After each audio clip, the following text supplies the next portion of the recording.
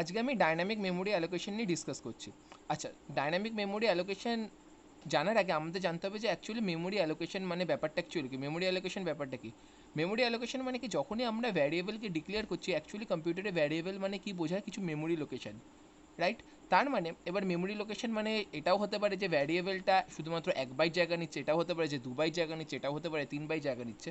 তার মানে ওই ভ্যারিয়েবলটা ডেটা টাইপের ওপর নির্ভর করে ভ্যারিয়েবলটা যেটুকু কিছুটা মেমোরি অ্যালোকেট করছে, এইটাকে আমরা বলতে পারি মেমোরি অ্যালোকেশন। ওকে, এবার সিতে দু ধরনের মেমোরি অ্যালোকেশন হয়ে থাকে, একটা হলো স্ট্যাটিক মেমোরি অ্যালোকেশন এবং অন্যটা হলো dynamic memory allocation. What is static memory allocation? যখনই আমরা কোনো মেমোরিকে অ্যালোট করার জন্য তার ডেটা টাইপ আর ভ্যারিয়েবলের নেম ইউজ করি, তাহলে সেই ডেটা টাইপের ওপর নির্ভর করে সেই ডেটা টাইপের সাইজ যতটুকু, সেই সাইজ অনুযায়ী কিছুটা মেমোরি অ্যালোকেট হয়ে যায়। এই টাইপের যে মেমোরি অ্যালোকেশন, সেই মেমোরি অ্যালোকেশনকে আমরা বলে থাকি static memory allocation. Static memory allocation সাধারণত কোন ভ্যারিয়েবলগুলোর করে থাকে? প্রাইমারি ডেটা টাইপ যেগুলো, প্রাইমারি ডেটা টাইপ মেনশন করে আমরা যে ভ্যারিয়েবলগুলোকে ডিক্লেয়ার করে থাকি, সেই টাইপের ভ্যারিয়েবলগুলো সাধারণভাবে স্ট্যাটিক মেমোরি অ্যালোকেশন হয়ে থাকে, যেমন int, char, float, double, etcetera etcetera. Okay, এই আমি এই ডাইনামিক মেমোরি অ্যালোকেশনে ঢোকার আগে এই ওরিয়েন্টেড না হলেও একটা কিছুটা হলো রিলেটেড একটা টপিক আমি বলে দিচ্ছি, সেটা হলো ডেটা সাইজ মডিফায়ার।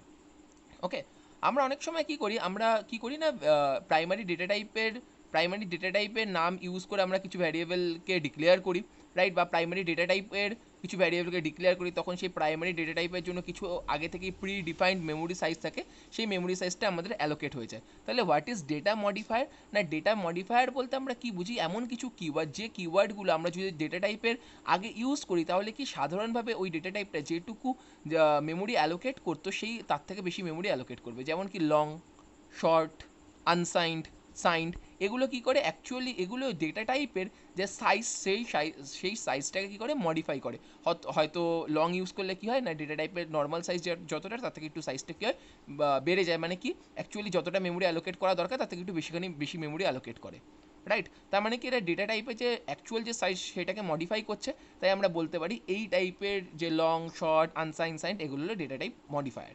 ওকে, আচ্ছা, এটা আমার মেন আলোচনার বিষয় না, আজকে আমার মেন আলোচনার বিষয় হলো ডাইনামিক মেমোরি অ্যালোকেশন। আচ্ছা, স্ট্যাটিক মেমোরি অ্যালোকেশন কি ব্যাপারটা কিছুটা হলেও ক্লিয়ার হলো। তাহলে এবার আমরা চলে এসেছি ডাইনামিক মেমোরি অ্যালোকেশন ব্যাপারটা কি, আর এটা স্ট্যাটিক মেমোরি অ্যালোকেশনের থেকে আলাদা কিভাবে। তাহলে what is dynamic memory allocation? Static memory অ্যালোকেশনে আমরা বুঝলাম যে কিছুটা প্রি ডিফাইন্ড যে সাইজ আছে, মানে কম্পাইলার অলরেডি জানে যে কতটা মেমোরি অ্যালোকেট করতে হবে, সেই ততটুকু মেমোরি আমরা যে নির্দিষ্ট ডেটা টাইপের নাম ইউজ করে যে ভ্যারিয়েবলটা ডিক্লেয়ার করছি, সেই ভ্যারিয়েবলটার কাছে অ্যাসাইন হয়ে যায়, রাইট? বা অ্যালোকেট হয়ে যায়, অ্যাসাইন বলাটা ভুল, অ্যালোকেট হয়ে যায়। তাহলে ডাইনামিক মেমোরি অ্যালোকেশন কি? যখন আমরা কি করব, আমরা নিজেদের ইচ্ছা মতন, আমাদের নিজেদের সাইজ যতটুকু, সেই নিজেদের ইচ্ছা মতন বা নিজেদের দরকার মতন আমাদের যেটুকু মেমোরি দরকার, সেই ততটুকু মেমোরিকে অ্যালোকেট করার চেষ্টা করব, সেই ধরনের মেমোরি অ্যালোকেশনকে আমরা বলবো ডাইনামিক মেমোরি অ্যালোকেশন। আচ্ছা, এবার নেক্সট কথা হলো যে, হ্যাঁ বুঝলাম যে আমাদের দরকার মতন, আমাদের ইচ্ছা মতন ডাইনামিক মেমোরি অ্যালোকেট করলাম, কিন্তু ডাইনামিক মেমোরি অ্যালোকেশন কেন বলবো, রাইট? আচ্ছা, স্ট্যাটিক মানে আমরা কি জানি? স্ট্যাটিক মানে আমরা জানি হলো স্থির, মানে সোজা কথায় যেটাকে চেঞ্জ করা যাবে না। স্ট্যাটিক মেমোরি অ্যালোকেশন ইউজ করে আমরা যদি কোনো ভ্যারিয়েবলের জন্য মেমোরি অ্যালোকেট করি, তাহলে কি করতে না, তাহলে আমরা কখনোই সেটার যে অ্যালোকেট করার পর, মেমোরিটা অ্যালোকেট করার পর তার যে সাইজ, সেই সাইজটাকে আমরা কখনোই চেঞ্জ করতে পারবো না। হ্যাঁ, এইটা হয়তো হতে পারে যে আমরা যখনই আমরা ভ্যারিয়েবলটাকে ডিক্লেয়ার করছি, ডিক্লেয়ারের সময় ডেটা টাইপ মডিফায়ার ইউজ করে তাই সাইজটাকে কিছুটা বাড়িয়ে কিছুটা বেশি মেমোরি অ্যালোকেট করলাম, কিন্তু একবার অ্যাসাইন, মানে একবার ভ্যারিয়েবলটাকে ভ্যারিয়েবল ডিক্লারেশনের পর, মানে সোজা কথায় ভ্যারিয়েবলের কাছে মেমোরি অ্যালোকেট হয়ে যাওয়ার পর, কোনোভাবেই আমরা তার কাছে যে মেমোরিটা অ্যালোকেটেড হয়ে গেল, সেই মেমোরিটার সাইজটাকে বাড়াতে বা কমাতে পারবো না। ডাইনামিক মেমোরি অ্যালোকেশন আমাদের কাছে সেই সুবিধাটা দেয়। ডাইনামিক মেমোরি অ্যালোকেশন ইউজ করে আমরা কি করতে পারি, ডাইনামিক্যালি মেমোরি অ্যালোকেট করতে পারি। মানে আমরা কি করতে পারি, আমাদের যেটুকু মেমোরি দরকার সেইটুকু মেমোরি অ্যালোকেট করতে পারি। যদি কখনো আমাদের মনে হয় যে না, আমার এর থেকে বেশি সাইজের মেমোরি দরকার, আমরা সেটাও অ্যালোকেট করতে পারি। যদি কখনো মনে হয় যে না, এই মেমোরিটা এখন আর আমার কোনো দরকার নেই, এটা এখন বেকার বেকার ওয়েস্ট হচ্ছে, তাহলে আমরা সেই মেমোরিটাকে ফ্রিও করে দিতে পারি। এই সব কিছুই আমরা কিসের মাধ্যমে করি? ডাইনামিক মেমোরি অ্যালোকেশনের মাধ্যমে। ওকে, আচ্ছা, আজকে আমি দুটোই টপিক নিয়ে জাস্ট ডিসকাস করবো, একটা হলো ক্যালক ফাংশন আর একটা হলো ম্যালক ফাংশন। ওকে, আমি আরও দুটো কিওয়ার্ড আছে বা আরও দুটো ফাংশন আছে, যে ফাংশনটা ডাইনামিক মেমোরি অ্যালোকেশন পড়তে গেলে কাজে লাগে, সেগুলো আমি নেক্সট ভিডিওতে ডিসকাস করবো। আজকে আমি মেনলি ক্যালক ফাংশন আর ম্যালক ফাংশন নিয়ে ডিসকাস করতে চলেছি। ম্যালক ফাংশন আমি প্রথমে ডিসকাস করছি। আচ্ছা, এটা আমাকে মনে রাখতে হবে যে ম্যালক ফাংশন দিয়ে যখনই আমি কোনো ডাইনামিক্যালি মেমোরি অ্যালোকেট করব, তখন কি হবে, তখন একটা single large block of memory, মানে কি একটা সিঙ্গেল ব্লক অফ মেমোরি পাবো। আমরা জানি যে ডাইনামিক মেমোরি অ্যালোকেশন করার জন্য ম্যালক ফাংশনটাকে আমরা ইউজ করে থাকি। তার মানে ম্যালক ফাংশনে আমরা যাবতীয় যা কাজ করে থাকবো সেই সব জায়গায় আমরা কি ইউজ করবো না, পয়েন্টার ইউজ করে কাজ করে থাকবো।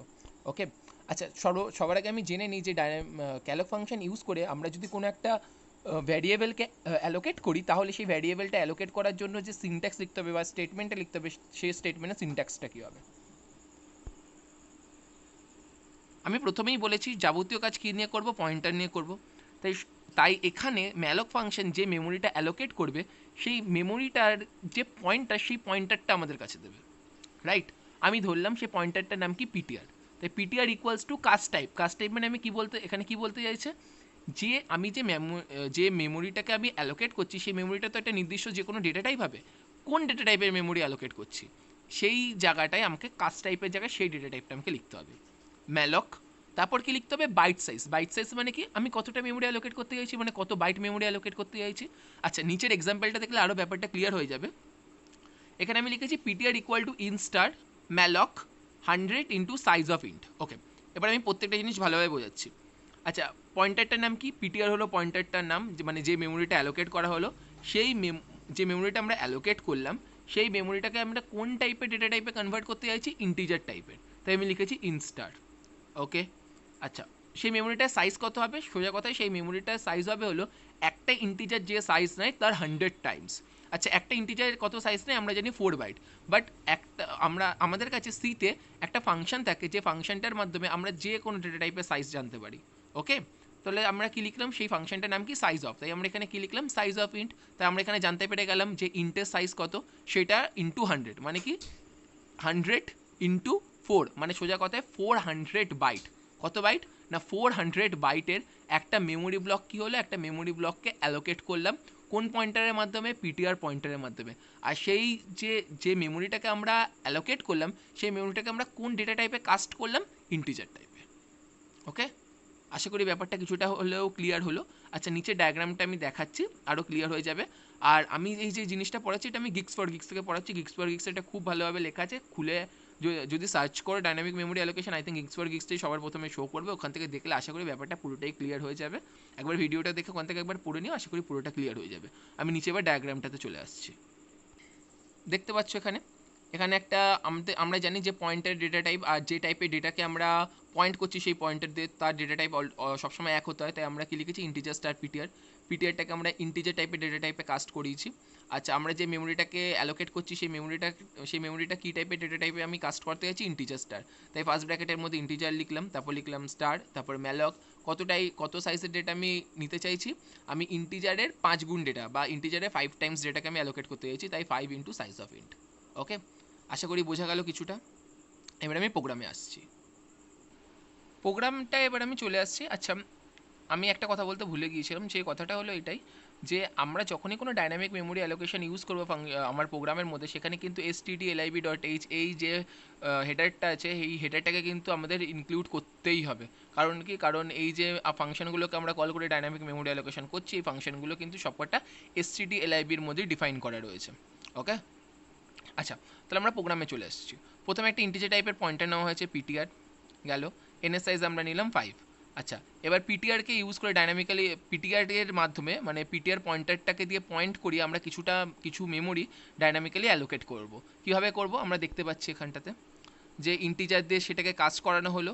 আমার কত সাইজের মেমোরি চাই, মানে ইন্টিজারের 5 গুণ বা ইন্টিজারের 5 টাইমস আমার সাইজের মেমোরি চাই। তাই জন্য আমরা এনকে কত দিয়ে ইনিশিয়ালাইজ করেছি, 5 দিয়ে, N into size of int. এনের জায়গায় আমরা এখানে ডিরেক্টলি 5 বসিয়েও কিন্তু সেম কাজটাই করতে পারতাম। ওকে, আচ্ছা, যদি পিটিআর ইকুয়ালস টু নাল দেখা যায়, তার মানে কি, তার মানে আমরা যে মেমোরিটা অ্যালোকেট করতে চাইছি সেটা প্রপারলি হয়নি। তাহলে আমরা তখন কী করবো, এক্সিট করে যাব। ওকে, আচ্ছা, এবার আমি ধরে নিলাম না আমার যে মেমোরিটা আমি অ্যালোকেট করতে চাইছি সেই মেমোরিটা প্রপারলি অ্যালোকেট হয়েছে। তাহলে এবার আমরা কিভাবে সেই মেমোরিটাকে আমরা ইউজ করব সেটা এবার আমরা দেখছি।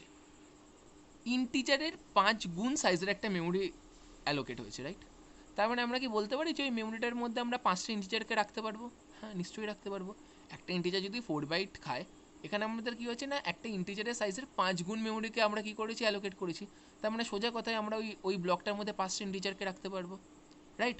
এবার আমরা কি করলাম, লুপ চালালাম, লুপ চালিয়ে কি করলাম না পয়েন্টার পিটিআরকে ইউজ করে, রাইট, পিটিআর মানে হলো সেই পয়েন্টারটা, যেই পয়েন্টারটা ওই মেমোরি ব্লককে পয়েন্ট করেছে, সেই পয়েন্টারটাকে ইউজ করে আমরা ওখানে কি রাখলাম, কিছু ইন্টিজার ডেটা রাখলাম।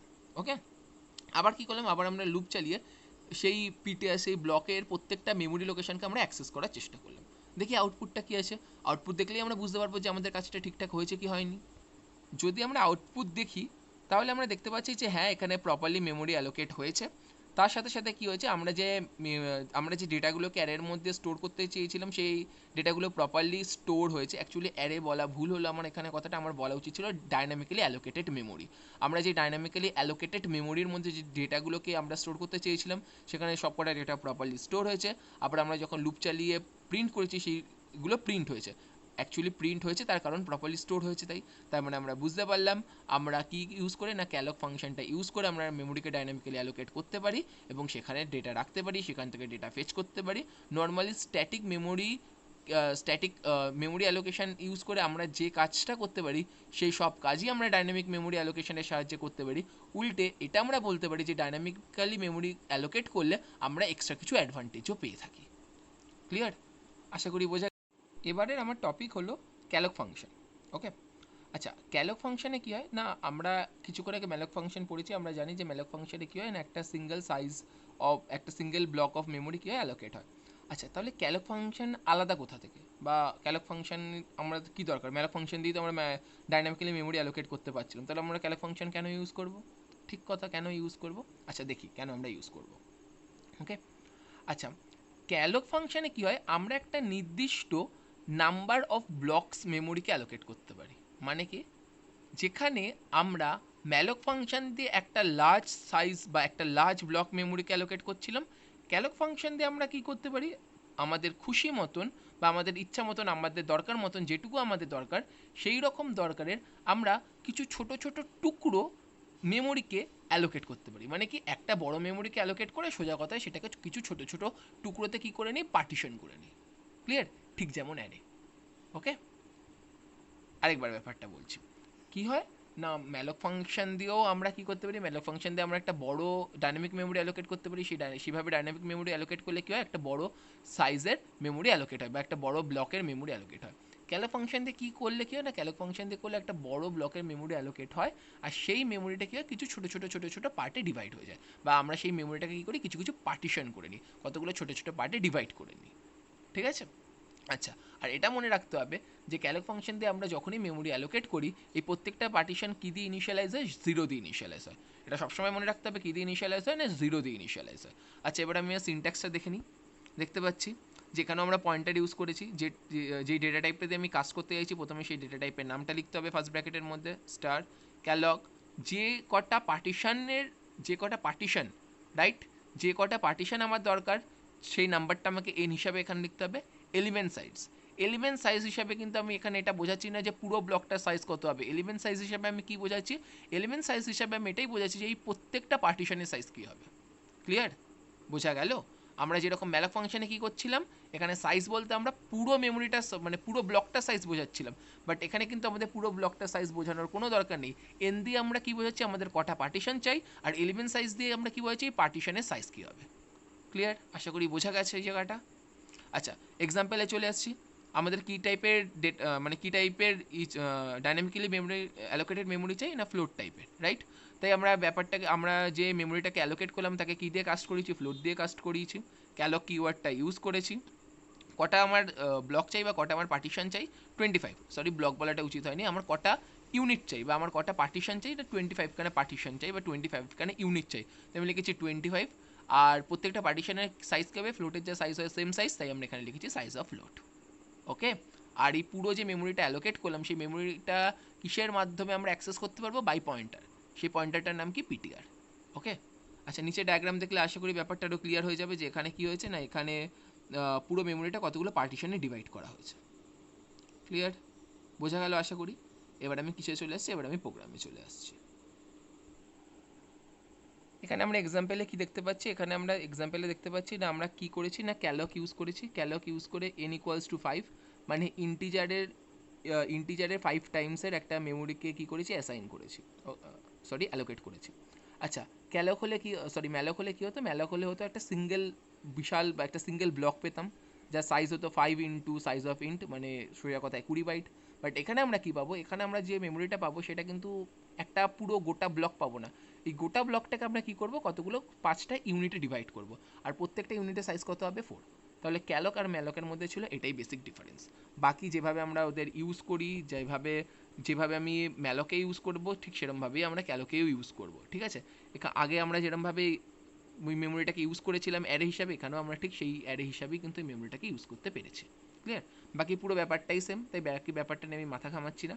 মেন যে জায়গাটা, মানে অ্যাকচুয়ালি কনসেপচুয়ালি যে জায়গাটা দুজনের থেকে আলাদা, সেই জায়গাটা আমি বলার চেষ্টা করলাম। আরেকটা জিনিস কিন্তু মাথায় রাখতে হবে, আমরা এখানে যেভাবে ডাইনামিক্যালি মেমোরি অ্যালোকেট করছি, সে এই বিশেষত এই কেসটাতে, মানে ক্যালক দিয়ে মেমোরি অ্যালোকেট করলে যে প্রত্যেকটা যে পার্টিশন বা প্রত্যেকটা যে ইউনিট পাচ্ছে, এই প্রত্যেকটা ইউনিটের কি থেকে ইনিশিয়ালাইজ থাকে, 0 দিয়ে ইনিশিয়ালাইজ থাকে। ওকে। আর ম্যালক দিয়ে করলে সেটা কি দিয়ে ইনিশিয়ালাইজ থাকে, ম্যালক দিয়ে করলে সেটা গার্বেজ ভ্যালু দিয়ে ইনিশিয়ালাইজ থাকে। আশা করি এই জায়গাটা ক্লিয়ার হলো। ওকে। তো নেক্সট ভিডিওতে আমি ফ্রি আর ডিয়ালগ সম্পর্কে ডিসকাস করবো।